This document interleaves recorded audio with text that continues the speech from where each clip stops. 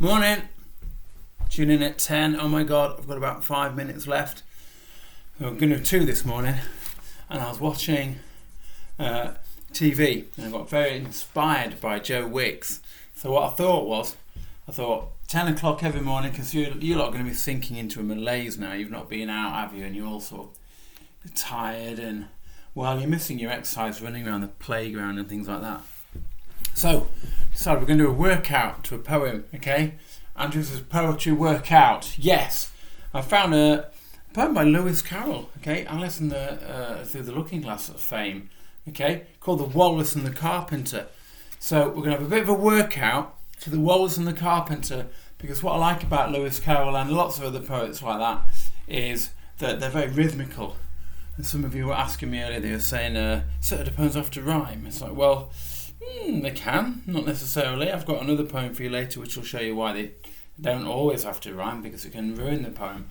But to start with, today, okay, Y7 Telly, we've got the not quite Wo Jickes, Mr. Andrews, Poetry Workout, The Walrus and the Carpenter by Lewis Carroll. I'm going to start off, I think, with some squats. I hate them, they do your legs in, don't they? Okay, you ready? The Walrus and the Carpenter were walking close at hand. They wept like anything to see such quantities of sand. If this were only cleared away, they said, it would be grand. Now I think some lunges. If 7 maids with 7 mops swept it for half a year, other side, do you suppose, the walrus said, that they could get it clear? Do some twisty bits. I doubt it, said the carpenter, and shed a little tear. Oh, oysters, come and walk with us, the walrus did beseech. A pleasant walk, a pleasant talk, along the briny beach. We cannot do with more than 4 to give each hand to each. The eldest oyster looked at him, but never a word he said. The eldest oyster winked his eye and shook his heavy head, meaning to say he did not choose to leave the oyster bed. Now this time speed it up a bit, okay? 4 young oysters hurried up, all eager for the treat. Their coats were brushed, their faces washed, their shoes were clean and neat.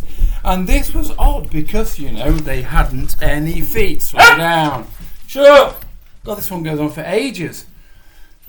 2 more verses. Let's just warm down now. 4 other oysters followed them, and yet another 4.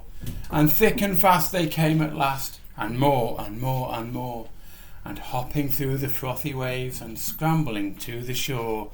Okay, this time I think let's really wind it down. The walrus and the carpenter walked on a mile or so, and then they rested on a rock conveniently low, and all the little oysters stood and waited in a row. I'm just going to bend forward now.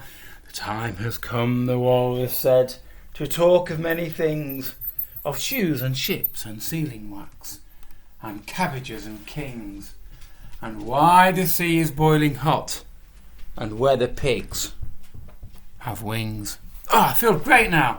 I feel like Wo Jickes. I think I'm starting to look like Wo Jickes, to be honest with you. So, what time is it? I've just got time to load this up, and then stay straight on, because I'm going to then do a reading special. I've got lots and lots of stuff to do with you, okay? And what's today's mug, sir? It's the Pig of Happiness.